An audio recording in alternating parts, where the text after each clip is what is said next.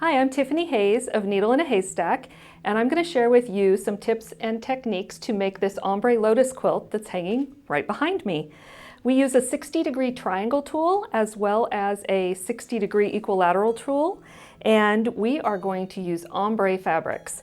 The ombre that I'm using in this quilt and for this example is called Ombre Bloom, and it's by Vanessa Christensen, who is V & Company, and that is a Moda line. And this quilt can be made with multiple different ombres. So there are so many ombres on the market, and there are many ombres that you could be using. The thing is that you want to pick an ombre that is dark at the selvage and light at the fold. Some companies are making ombres so they are dark at one selvage and flow all the way to light at the other selvage. And those are beautiful and gorgeous and work for many projects, but for this project, we're going to use an ombre that starts dark at the selvage and light at the fold. And I'm going to show you how I cut this up to make these triangles. I'm going to start at the dark end of the fabric, and I'm going to use this tool that is called a 60-degree triangle tool.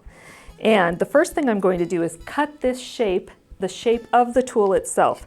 I like to use a second straight edge ruler to make my first cut. That way I don't have to pick up my fabric and rotate it around. Because you know what happens when you pick up fabric and rotate it around? It wants to shift and adjust, and it never settles quite like you planned. So I have the first cut done. I'm going to do the second cut right at the edge of this tool. I'm going to shift this a little bit just so you can see. I'm going to rotate this tool around, and there is a line number 2, and I'm going to set that where I just cut, and I will cut at the edge again. Let's shift these down just a little bit. I'm going to rotate around to line number 3, place that on the cut I just did, and do one more time, rotate around and set line number 4 on that cut. And there we go. The beginning and end here have a little bit of selvage left over and the fold, and I'm not going to need that. Now I'm going to go back and trim away these triangles on each piece. There's a corner missing on purpose on the edge of the tool, and you can set it right onto the fabric that we cut and get rid of those triangles. Now you can do whatever you need to. You can rotate the tool around and trim those, or you can easily flip your fabric gently so you don't get it all readjusted, and you can go through and trim all of these triangles. And I've already done that, so let me show you what it looks like once they are all trimmed.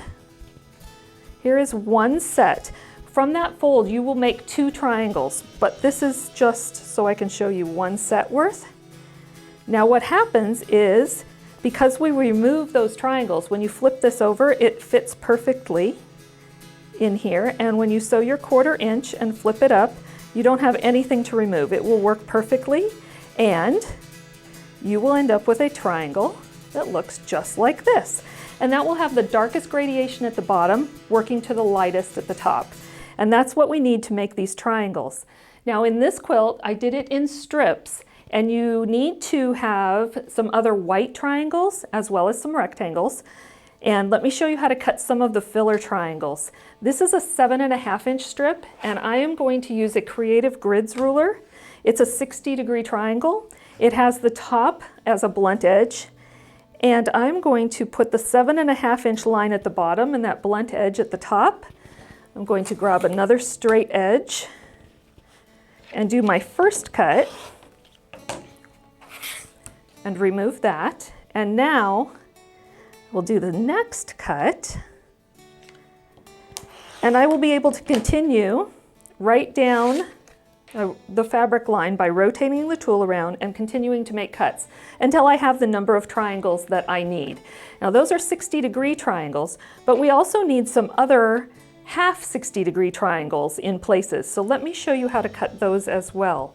We start with the 7.5 inch strip, just like we did for this triangle. And we are going to need to subcut these down into rectangles that are 5 1/8 inch wide by 7.5 inches tall. And so let's do that real quick. I said this is a 7.5 inch strip, and let's see, is this one long enough? It is. Let's get that selvage cut off of there. And now I want to cut a 5 1/8 inch rectangle. That's 6 1/8. That's 5 1/8.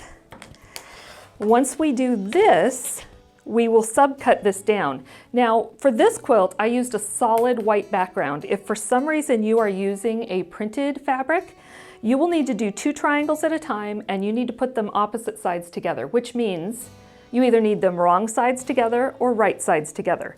But you don't want to stack them on top of each other, right side on top, because you will get all left triangles or all right triangles, and that won't help you out. The easiest thing to do is use a solid like I have, so you don't have to worry about that.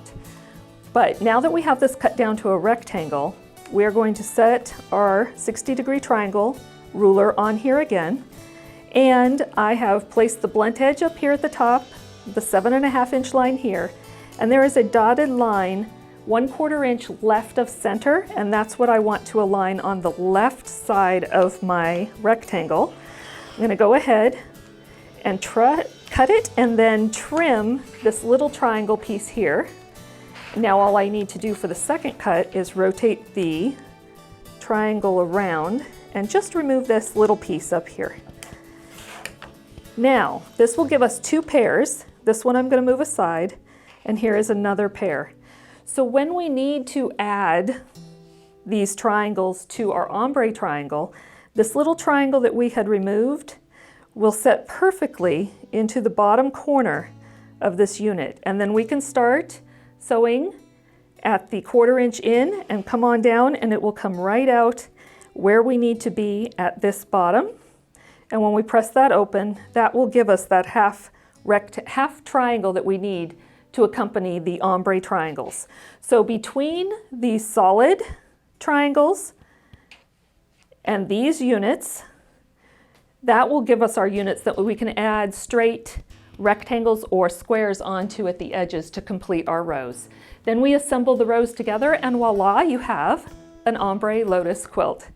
So it's easy, and I think you should give it a try. So remember, you need a 60-degree triangle tool as well as a 60-degree triangle creative grids ruler. And then you can accomplish a quilt just like this or very similar with a different set of ombres.